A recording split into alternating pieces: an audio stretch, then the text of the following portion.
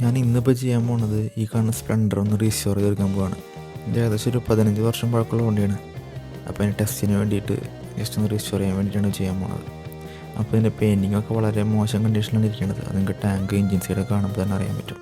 അപ്പോൾ നമ്മളിതെല്ലാം ആദ്യം തന്നെ പെയിൻറ്റ് റിമൂവർ ഇട്ട് ഫുള്ള് റിമൂവ് ചെയ്യണം. ഈ പെയിൻറ്റിങ് ഇത്രയും മോശമാവാൻ കാരണം നമ്മൾ കടകളിൽ നിന്ന് കാണാൻ ബോട്ടിൽസ് വരെ വാങ്ങി അടിച്ചിട്ടാണ്. ഇതാണ് ഞാൻ യൂസ് ചെയ്യുന്ന പെയിൻറ്റ് റിമൂവർ. അപ്പോൾ ഇത് ബോഡിയിലൊക്കെ ആയി കഴിഞ്ഞാൽ പൊള്ളാനുള്ള ചാൻസ് വളരെ കൂടുതലാണ്.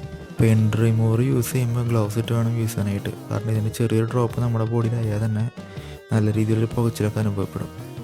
ഞാനിതിപ്പോൾ ഒരു 4 ലെയർ, അതായത് ഫസ്റ്റ് ലെയർ അടിക്കും, ഒരു 20 മിനിറ്റ്സ് വെയിറ്റ് ചെയ്തിട്ട് റിമൂവ് ചെയ്യും, വീണ്ടും ഒരു ലെയർ അടിക്കും, വീണ്ടും 20 മിനിറ്റ്സ് വെയിറ്റ് ചെയ്തിട്ട് പെയിൻറ്റ് റിമൂവ് ചെയ്യും. അങ്ങനെ റിമൂവ് ചെയ്ത് 4 പ്രാവശ്യം ചെയ്തിട്ടാണ് പെയിൻറ്റ് ഫുള്ള് റിമൂവ് ആയി കിട്ടിയത്.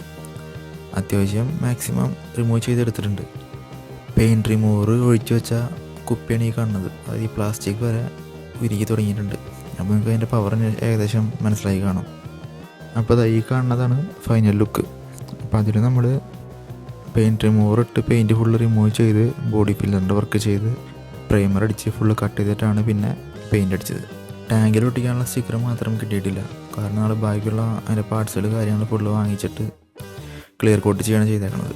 അപ്പോൾ ടാങ്കിൻ്റെ സ്റ്റിക്കർ മാത്രം നമുക്ക് ഒട്ടിക്കാൻ പറ്റിയിട്ടില്ല.